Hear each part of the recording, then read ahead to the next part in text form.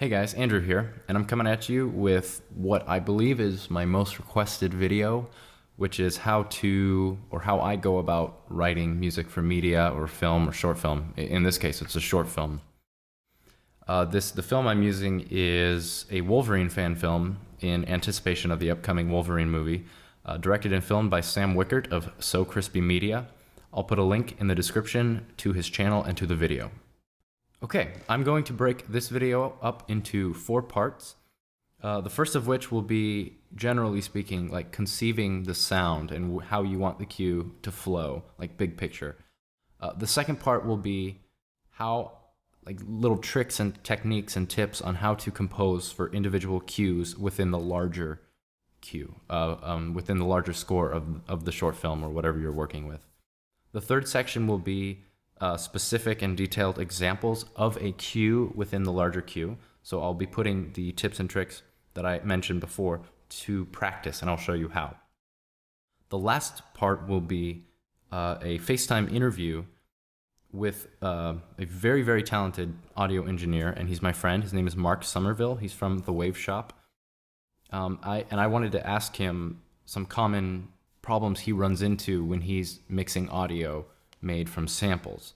And so achieving realism has 2 aspects. It's what the programmer does when they're sequencing and the music they create, but it's also the post-production and what you do to tweak those samples to give it the big kind of Hollywood sound that people are used to hearing. So stick around for that. I will put links in the description to each of those sections. So if one of those sections interests you more than the other, feel free to jump there, although I encourage you to stick around and watch the whole video. So we're going to have a lot of good information for you. All right, so here we go.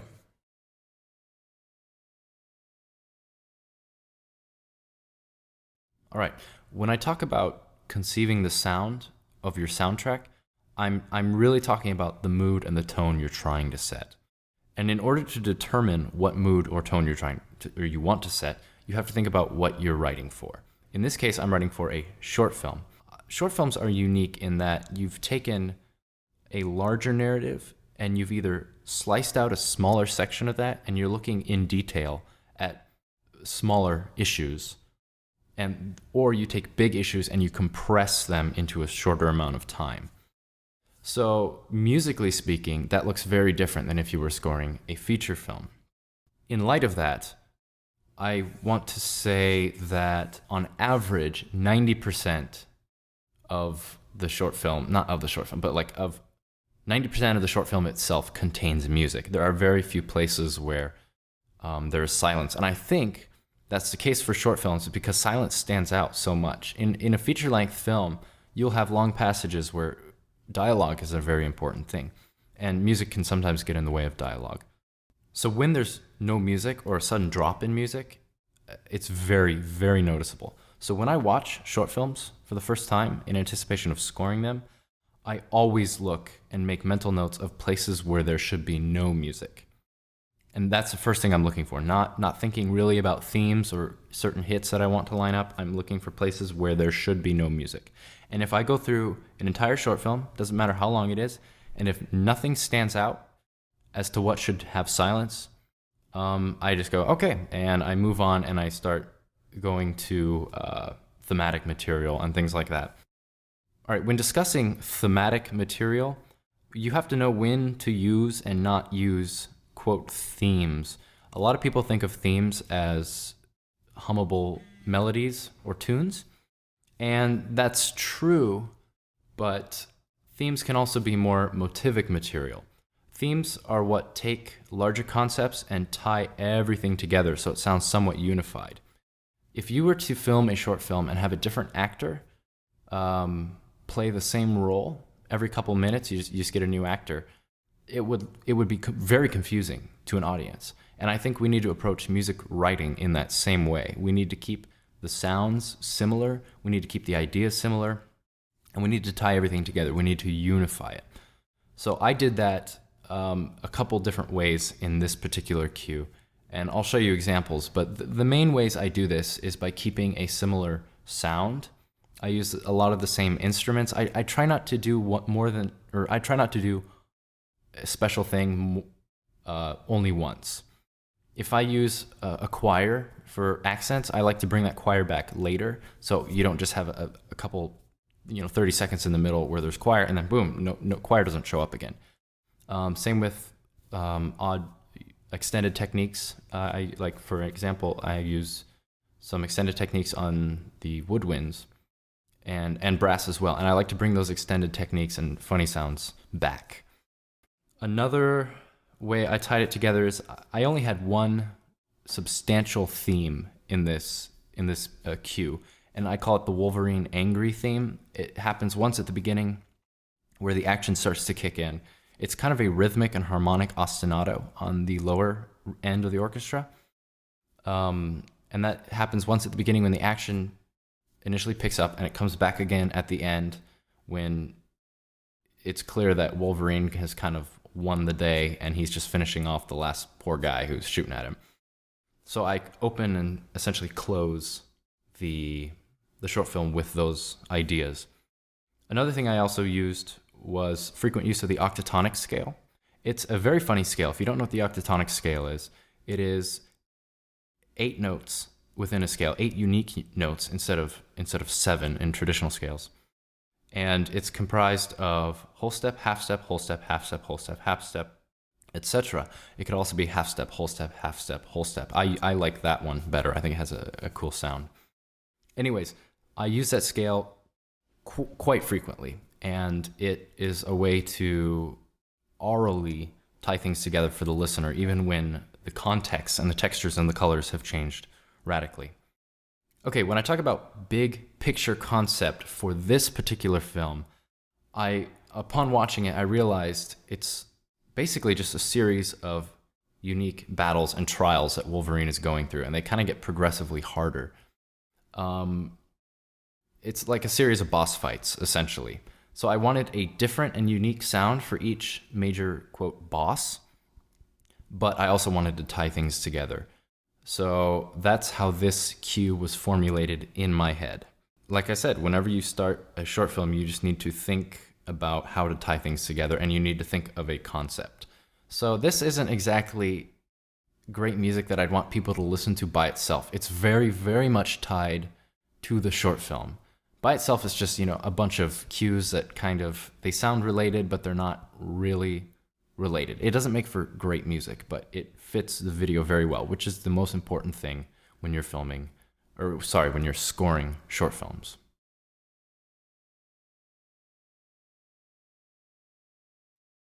Film music is predominantly, overwhelmingly comprised of Western tonal and common practice harmony, functional tonality, essentially.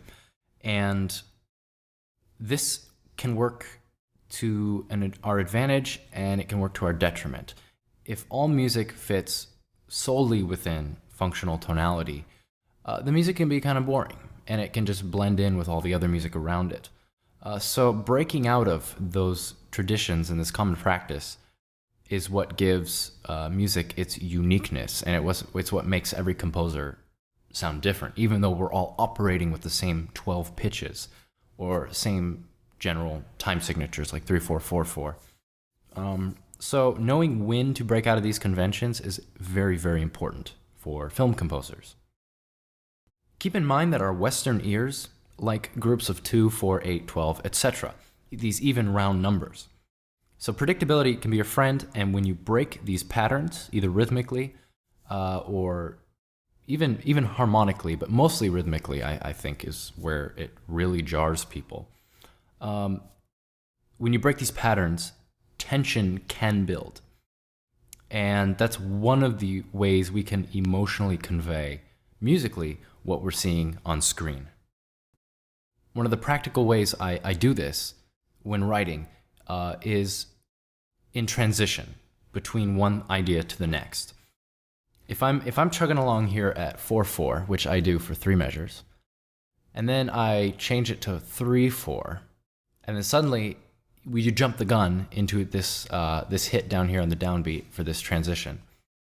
It gets the listener's attention, not just to what's going on screen, but subconsciously, oftentimes subconsciously, they're just a lot more engaged on film. And that's a film composer's job, I believe, is to enhance what's on film more than to stand out. If your music's too good, I hate to say that, but if your music's too good that it greatly outdoes the footage, I think you failed your job as a film composer, because you are not supposed to draw attention to yourself. You're supposed to draw attention to what's on screen.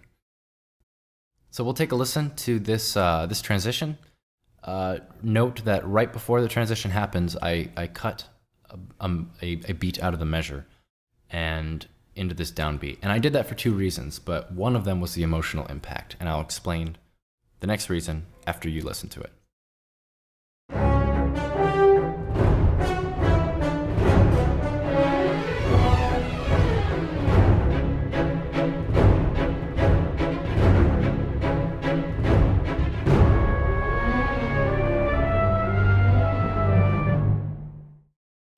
So being taken out of what you expected was a little bit startling. One of the reasons I do this trick frequently is to line up the hits for the transitions, which is why they fit nicely in transitions. Had this measure been 4/4, this change of scenery, this change of scene, of frame, would have fallen on an odd beat. So I just took this measure, dropped it back to 3/4 instead of 4/4, and then lined up my downbeat with that measure. So it serves two purposes, and it's just a very easy thing to do to line up hits. So speaking of hits, there are soft hits and there are hard hits. In this case, this was a hard hit because right when that frame changes, within give or take 2 or 3 frames, I wanted the music to highlight that change. That's what's a hard hit. It's very immediate and it reflects very accurately what's on screen.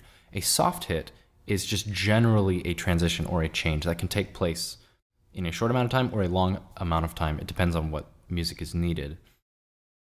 Knowing when to use soft hits and hard hits is the difference, I think, between a good film score and a bad film score. If you just have hard hits for every single action on film, that's called Mickey Mousing, where you're just mimicking everything that the footage contains. And that can work for things. It's done a lot in comedy. If you think, it's called Mickey Mousing because it looks like a cartoon. If you think of Tom and Jerry, the cat and the mouse that are chasing each other all the time, they're just always going at it, and the music, just like non-stop, whatever's going on screen is mimicked in the music. So using a blend between Mickey Mousing and more freeform is important. So that's just balancing hard and soft hits. Modern DAWs, and I happen to be using Logic Pro, has made film scoring so easy that any Joe Schmo, including me, can just sit down in my basement and orchestrate and come up with music that sounds really good. I mean, we're using samples that just did not exist even 10 years ago. And the fact that these samples are affordable, it just blows my mind. And for that, I'm incredibly grateful. So DAWs and technology have changed the way film music is done, at least on a small scale. Lining up these hits used to take math, used to take time, it used to take trial and error. And now, with just a few clicks of a button, like changing a time signature or changing the tempo markings, so your start and your stop points line up, just works magic and works wonders for trying to line up hard and soft hits. So knowing exactly what your DAW is capable of is a very important thing. Let me show you what would have happened for this transition had I not used the tempo change and just stuck with the basic measures. Say this was at 73. We'll make it 70, yeah, whatever. We'll just go up one tempo. Watch the impact of this transition and how we lose that startling onset.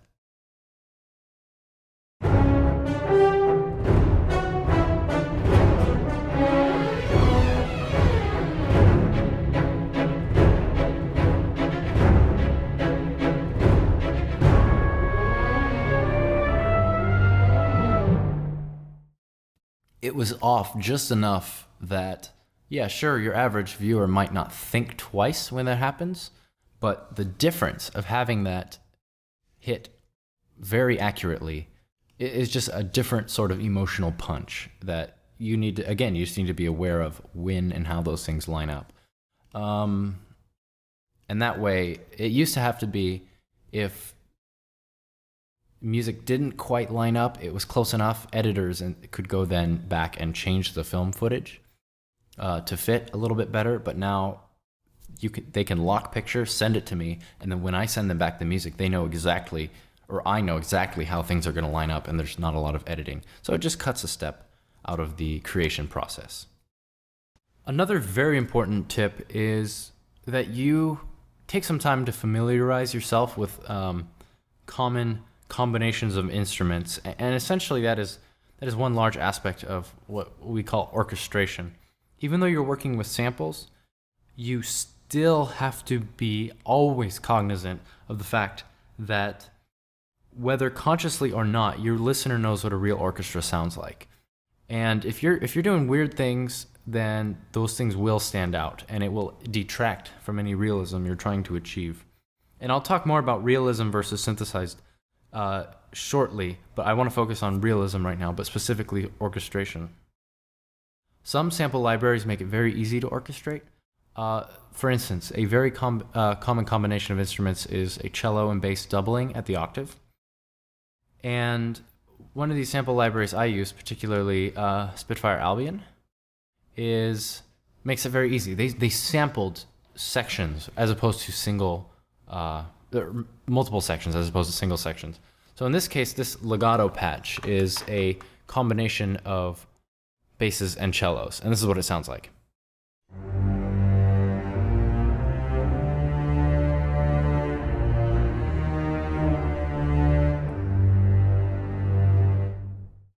So understanding what instruments sound good with what other instruments of the orchestra is very important. And one way of doing that is just listening to a lot of orchestral music. We're listening to the masters of painting with the orchestra. Combinations can include winds and strings, because they're both more agile than some other instruments. The horn and the cello doubling is very common, and then, like I said, the cello and the bass. So just think like that. Also, very important is this idea of texture and color. If you have a bunch of instruments in the orchestra and they're all playing very lush, slow, sustained legato notes, you're not going to have a lot of contour to your piece, and it's just going to start to blend with itself over time, even if you have interesting harmonic material. The reason I have 45 unique tracks all inside Logic Pro, this one session, is to achieve as much diversity of texture and color and timbre that I possibly can without going overboard. In this case, I feel I did go a little overboard. 45 tracks is a lot, but thankfully I have a system that can handle it without doing external MIDI and freezing tracks and all that.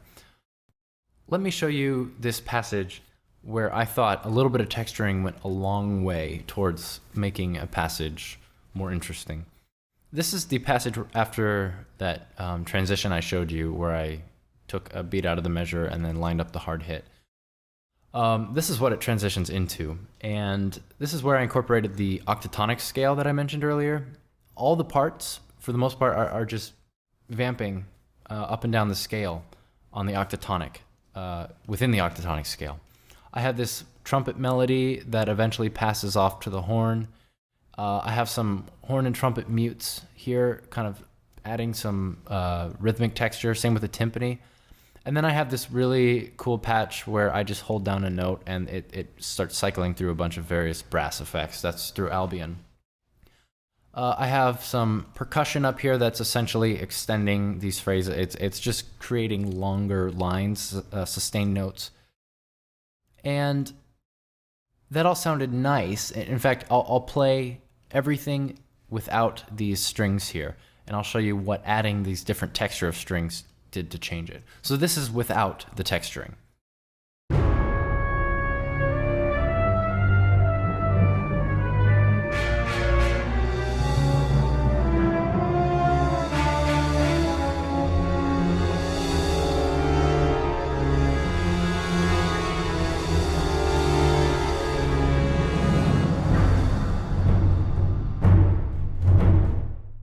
So as you can see, it's nice and it makes sense musically, but upon listening to it, I thought there needed to be a little bit more chaos there, a little bit more sense of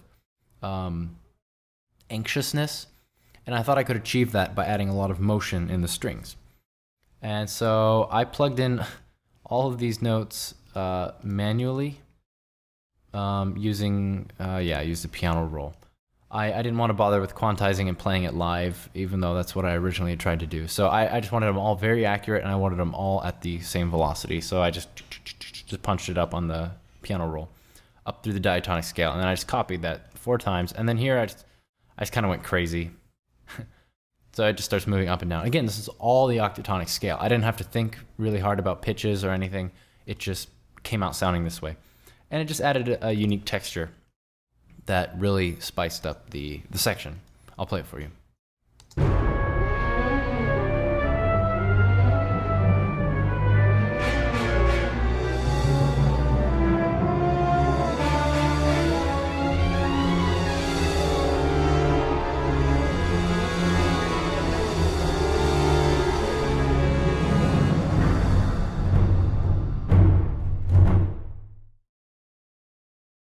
Something to keep in mind when orchestrating is to avoid sounding fake.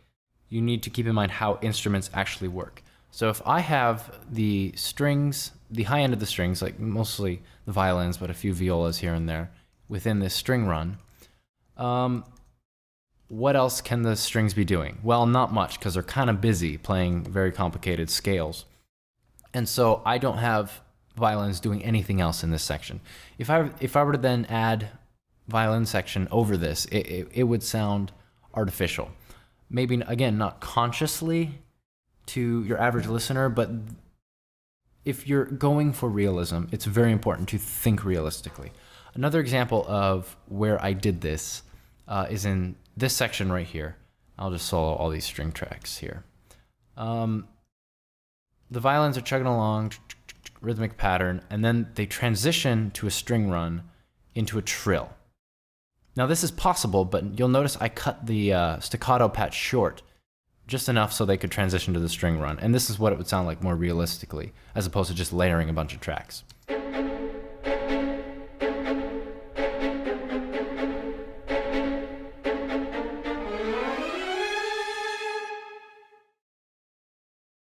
Okay, before we transition to the next section, I just have some final thoughts on what needs to be going through your mind when you sit down to compose. It's no secret that composers are using a lot of samples today, and that's fine. I love samples. I wouldn't be doing what I'm doing without samples.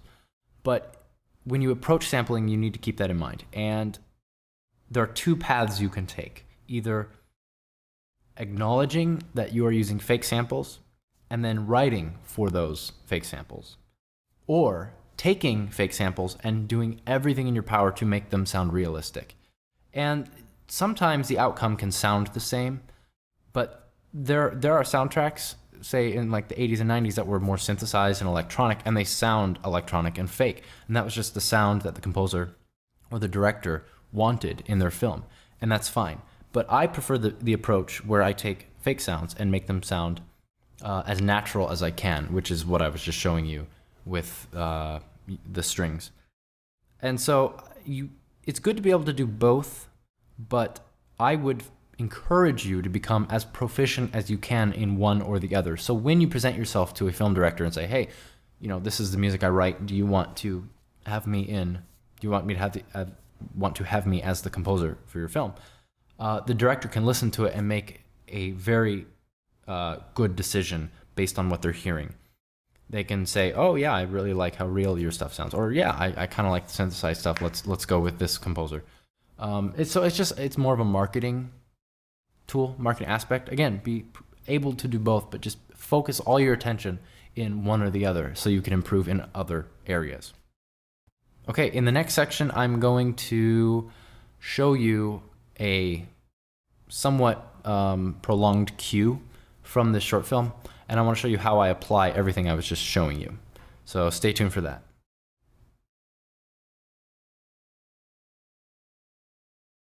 So the final cue I want to show you is towards the end of the film, Just so you know, the footage I'm working with here is a rough, not entirely edited version, so some of the video effects are not completed. So things may look funny, but it's really just so you can see what it is exactly I work with when I get footage from directors and filmmakers. Anyway, so this whole cue, I did my best to bring together all the different elements of the score from before. I brought back some themes, I brought back some certain textures, certain moods and atmospheres, just kind of come together for one final climactic boss fight. And so I'll play that and then we'll talk in detail about what those elements are.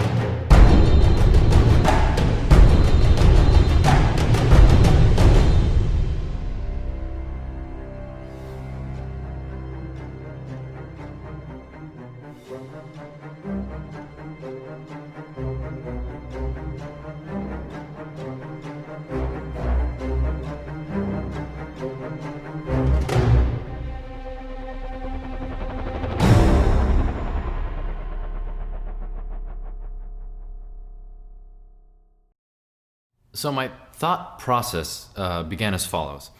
For this section here, I wasn't sure if silence was the right way to go, but I couldn't think of any specific music that fit particularly well in there. So I left it blank for a while and then began the cue here.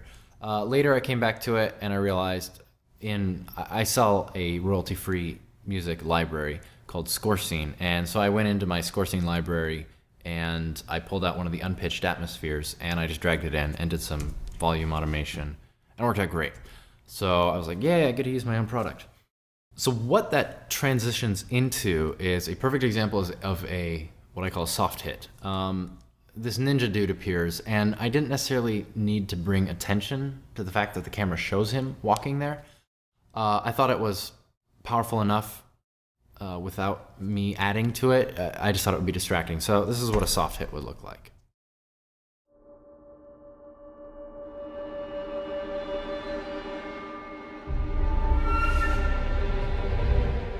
You can see how the music begins to grow about the time when you see him, but there's no sudden impact or jarring effect with what a hard hit would usually be.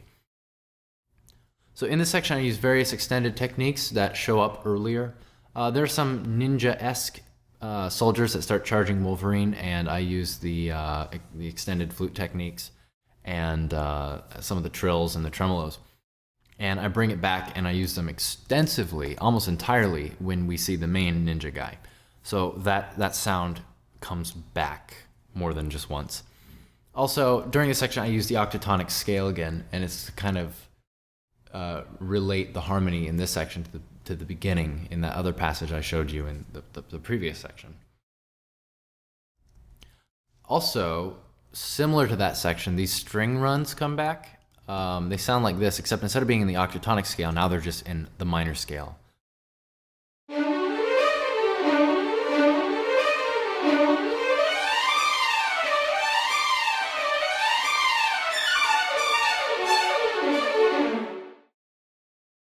So those are incredibly hard runs to perform in real life. So they wouldn't be as clean in real life, I don't think, as they are on the samples. But that's okay because they're just really extra texture and noise in the background. They're not crucial component to what's going on harmonically. However, if you were to get rid of them, it would sound, this whole section would sound very different. Let me prove it.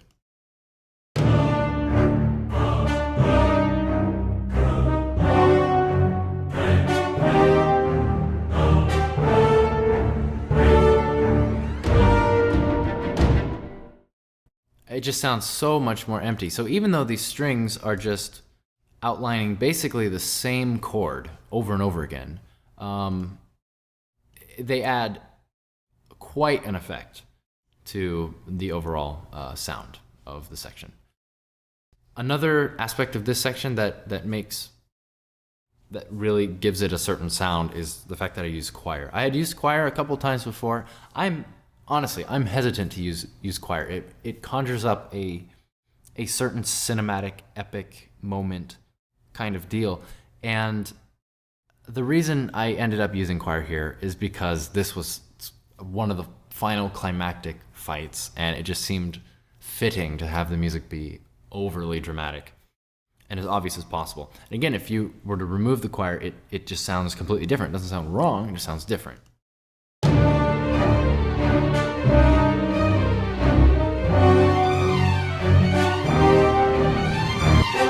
So I hid the choir in the background, and it just had a good effect overall.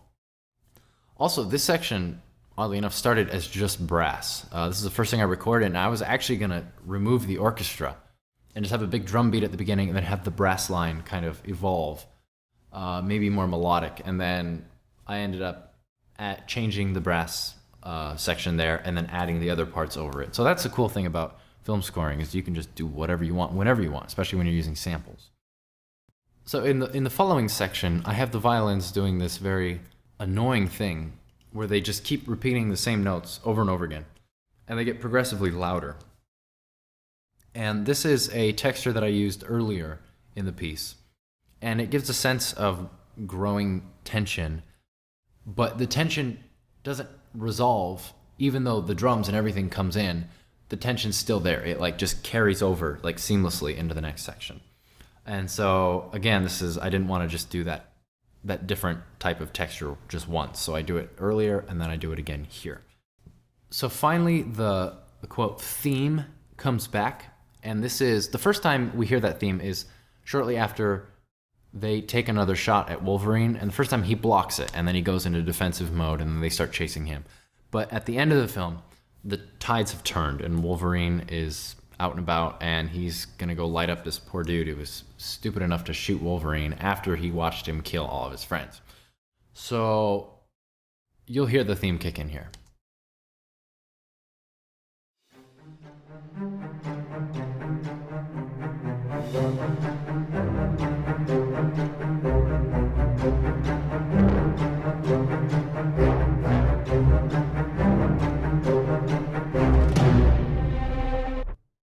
And the idea behind this was that I wanted the first couple beats of the theme to match the speed of his footsteps, and progressively from there it slowly speeds up over time.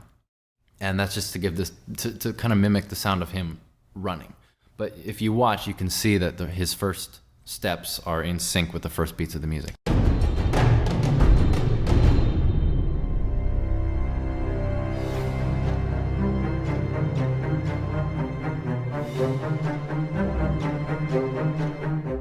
And then he obliterates the guy. So those are a couple key moments within this cue that stood out to me that I took special care and put a lot of attention into them because I thought they were important. And that's just a very brief glimpse of kind of what's going on in my mind and what's going on behind the scenes when I am thinking about film scoring. it's very important to not get caught up in the details when you're film scoring. I actually fell behind schedule a little bit on this one. Part of that was computer issues. I just upgraded to a newer version of the iOS. But the other part of that is just I put a lot more detail into this one than I normally would, and I'm very happy I did, but it slowed me down substantially. But thankfully, now that I have that practice under my belt, I'll be able to incorporate those higher levels of detail into further projects without sacrificing time. So, all right, from here, we're going to move into an interview with Mark. Stay tuned for that because he's got some very, very good things to say when it comes to engineering your audio. You can do all you want to make samples sound realistic inside the sequencer, but that final touch that gives it that Hollywood magic is really done in post-production on the studio, entirely outside of a sequencer and MIDI. It's all handled in the audio. And Mark just has magic touch for taking sound and making it just sound a lot better. So stick around for that.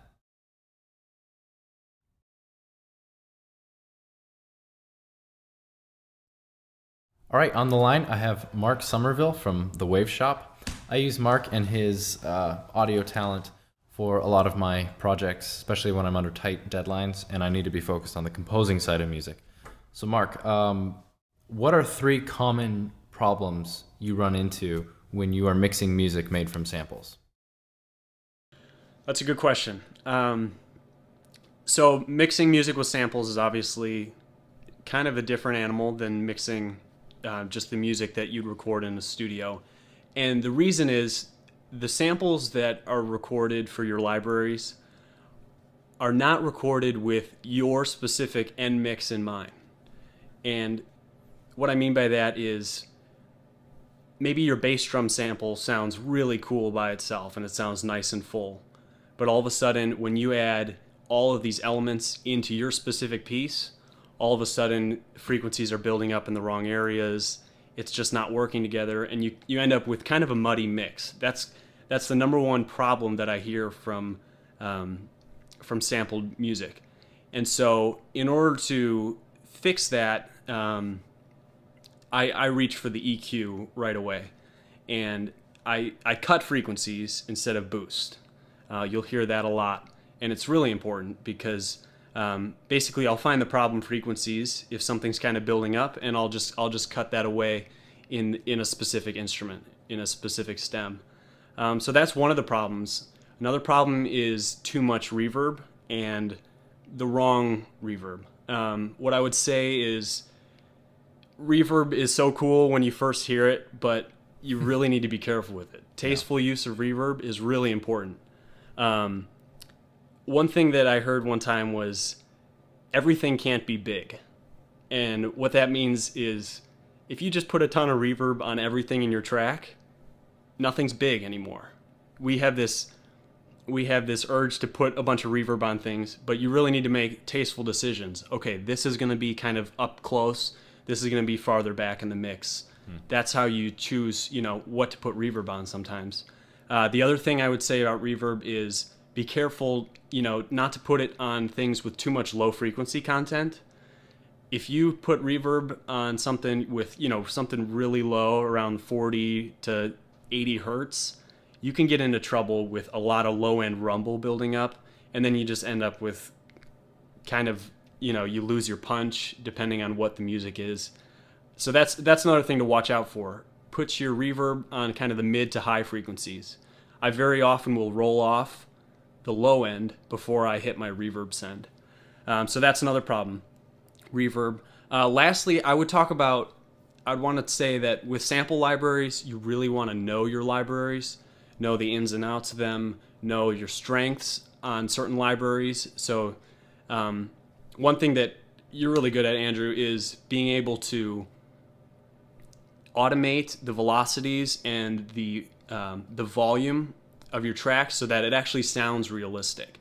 That's the first thing. When you hear unrealistic sampled music, I would say more often than not, it has to do with kind of the attack and release of the notes and just how unnatural they sound. So on the flip side of that, know your sample libraries, know how to use them well, and then you can kind of get that realistic sound, and that really helps me in the mixing when Andrew sends me really well thought out velocities in his notes. I actually don't use a lot of compression on your mixes, Andrew. Most of it is EQ. There is some compression, but it's not always for kind of a dynamic control, because very often he's already automated that in it. So those would be my tips, kind of the problems that I run into when I'm mixing that. So hopefully that helps. All right, thank you, Mark, for stopping by. For any composers who are watching this video, I would highly encourage you to check out Mark and his work and his website, just to see what he does and take advantage of his services. It really can make a difference on how happy a director is if you're working with them, of having high quality audio to provide in every circumstance. And Mark is very affordable, and it's worth every penny that I've ever given him. So yeah, that's all I have for you today in this video. This was a longer video, I understand, but there was a lot I wanted to say, and I haven't been putting out as many videos as I've been wanting to. So hopefully there will be more in the future. Let me know what you think about this video. Please like, please share. Feel free to comment, and if you're not already, please subscribe. I very much appreciate your viewership and all the support that I get from you in what I do. So happy composing.